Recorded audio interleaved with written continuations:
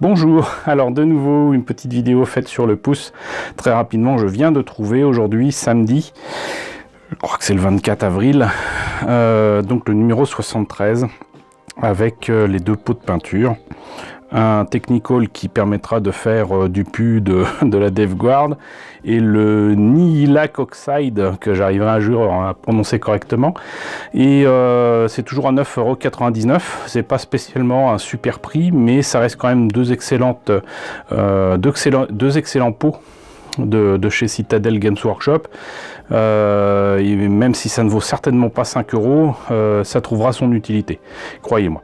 Et comme on ne peut pas voir les titres qui sont cachés sous les pots de ce numéro 73, je vous propose de découvrir immédiatement non seulement les pots, mais aussi le fascicule.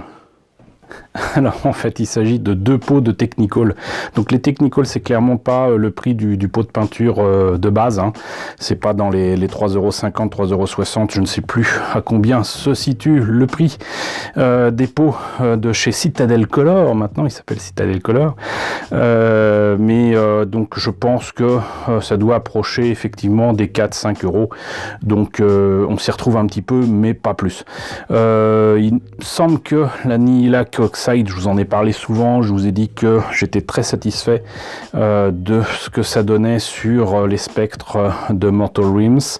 Normalement, c'est vrai que c'est fait plutôt pour donner un aspect oxydé, du vert de gris en fait, du vert de gris sur du métal, notamment du cuivre, hein.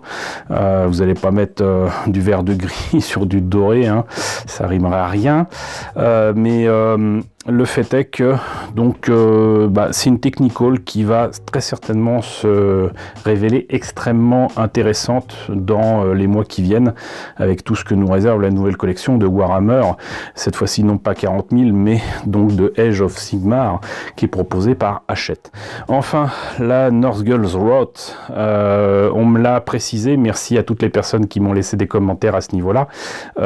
Donc c'est une Technical qui permettra vraiment de faire un effet purulent, voilà, avec la couleur effectivement entre le vert et le marron, j'allais dire peut-être même un petit peu couleur marais, quoi, voilà, enfin une couleur maladive, et cette Technical est supposée être très intéressante pour ça. Je pense qu'on en saura plus dans le fascicule. Je pense que je verrai au fur et à mesure ce que ça donne. Et quelque part, je suis presque content de ne pas avoir fini la majorité des figurines de la DevGuard que j'ai depuis maintenant un petit bout de temps, hein, un petit peu plus d'1 an. En tout cas, j'ai hâte de voir ce que ça donne. Donc, voilà pour les deux pots de peinture. On va voir maintenant pour le fascicule. Alors, ce fascicule, peinture Northgul's Wrath et Nihilak Oxide. Découvrez les chevaliers impériaux et nouveaux stratagèmes. Voilà, donc écoutez, on va voir ce que donne l'intérieur. Oh, ça commence bien, les chevaliers impériaux, je pensais pas que c'était ça. Je vois exactement ce que c'est, hein, mais à chaque fois j'oublie leur nom. Dans ce fascicule, vous trouverez vos premières peintures techniques, Northgul's Wrath et Nihilak Oxide. Ces peintures sont utilisées pour traiter certains détails de vos figurines. Le Nihilak est réservé aux zones en bronze et en cuivre, tandis que le Northgul's Wrath sert à peindre les substances visqueuses et la pourriture. Ces nouveaux pots serviront donc essentiellement à parachever vos figurines de la DevGuard. Et oui, donc parce qu'entre la pourriture et le côté oxydé des armures, il y a de quoi faire. Force de l'Imperium, donc les chevaliers impériaux sont un héritage d'un lointain passé, avec donc des mechas géants, hein, ni plus ni moins. Je les ai toujours trouvés très sympas, très beaux, mais beaucoup trop chers. Pour le prix d'un truc comme ça, vous avez un bon perfect grade de Gundam, voire 2. Voilà, mais ça a de la gueule, hein, il n'y a pas à dire. Pilote de chevalier. Galerie. Effectivement, ça donne envie, hein. Regardez-moi ça. J'avais même pris un magazine exprès pour ça, qui était autour de ce genre de sujet.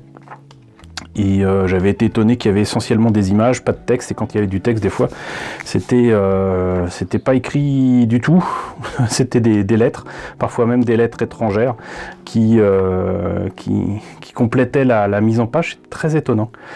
Enfin bon. Heraldic Codex, ça c'est ce qui explique donc ce qu'il y a à mettre sur les boucliers, n'importe quoi, sur donc les épaulettes. Et donc ça m'intéresse parce que du coup ça me permet de savoir ce qu'il faut mettre sur par exemple ici le frère de bataille, le sergent, le vétéran, le sergent vétéran, le lieutenant, le capitaine. C'est riche d'enseignements, voilà, c'est très bien. Compagnie, rôle stratégique, voilà, Infiltrators. Les armures me semblent un petit peu plus fines que d'habitude. Mais voilà, c'est pour ce genre de choses là. Ça permettra de savoir ce qu'il faut mettre pour ce genre de truc aussi. Même si c'est plus ou moins indiqué dans les fascicules. Un cursor. D'accord. Infanterie légère, Vanguard. Ok. Détail pour la Deathguard. Alors, ici, là, il parle de Rakarth Flèche. Même pas de l'épée de peinture qui... Voilà. Mais c'est vrai que, bon, il y a des choses à faire, notamment ici, sur la cape de Lord Felfius, que je vous ai déjà présenté dans une vidéo où j'ai montré ce que j'avais fait avec les figurines. Lanière et sangle, corne Deathguard, oui. Cuir des culturistes, d'accord. Tête de mort. Ok. Patiner le bronze, là, quand même. Donc, voilà. Vous voyez, donc c'est quand même très très liquide et ça permet vraiment de faire les effets oxydés. Sauf que pour moi, certaines parties des armures sont plutôt en doré, pas en bronze ou quoi. Donc peindre des effets de fumée. Donc là on est exactement dans ce qui est utilisé dans Mortal Realms pour les spectres. Et on termine avec de la Célestra Grey. Ici, c'est loin d'être bête, c'est très très loin d'être bête. Bile, pu et plasma. Pouf, on peut faire même le plasma. Donc non, voilà, avec Nornogornroth. Bile sur les socles, là sur les trucs qui dégoulinent. Moi je préfère prendre ma résine que je vous ai montré là aussi avec Lord Felfius. Les effets de plasma du chaos avec la Mephiston Red ou le Rider Red. Ok. Et votre Deathguard terminé. C'est vrai que là, du coup, là, ça présente bien. Franchement, c'est très beau. Voilà. Stratagème Space Marine, stratagème Deathguard, exemple de stratagème embuscade. Ok, bon. Et, alors, ça, je savais donc que le numéro 74 était le talisman de la Deathguard. Mais après, donc, on arrive quand même à la fin de cette collection, et apparemment, il y a des éléments de décor qui seront à la toute fin, dans les tout derniers numéros. Et là, le numéro 75, c'est la première partie du Répulsor. Voilà. Et ça, franchement, c'est beau. Voilà, c'est une espèce de tank, mais au lieu d'avoir des chenilles, j'imagine qu'il flotte au-dessus du sol, et il m'a l'air vraiment magnifique. Alors par contre, reste à savoir si c'est sur 2, 3, 4 numéros, on verra. Moi je table plutôt sur 3 ou 4, vu la taille du truc, hein. Si j'en juge par la figurine qui est là, je pense qu'il doit y avoir au minimum 3 à 4 grosses grappes. Vraiment, et donc là pour le coup à voir si ça vaut 30 ou 40 euros, mais je vous parie tout ce que vous voulez que ce truc là tout seul en boutique, à mon avis c'est entre 50 et 70 euros. Je ne le sais pas, j'ai pas vérifié, mais on peut prendre les paris et on vérifiera. Vous me dites ça dans les commentaires. Donc comptez sur moi pour le 75, et j'espère que 75, 76, 77 et tout ça, ça sera des numéros que je pourrais trouver en maison de la presse. Ça serait vraiment très cool. Donc voilà. Écoutez, on en a fini avec ce numéro 73. J'espère que vous aurez l'information à temps. J'espère que vous pouvez trouver ça aussi de votre côté dans vos maisons de la presse. N'hésitez pas à me dire ce qu'il en est dans la section commentaires. N'hésitez pas à liker, c'est très important. N'hésitez pas à partager, n'hésitez pas à vous abonner si ce n'est pas déjà le cas. Coucou aux nombreux abonnés qui nous ont rejoints dernièrement. Bienvenue ici. Coucou aux grands anciens qui me suivent depuis plus de 5 ans.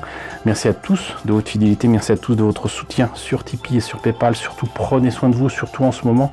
Je vous laisse avec la liste des contributeurs de la chaîne et je vous dis à très bientôt pour le numéro 74, en tout cas très certainement le numéro 75.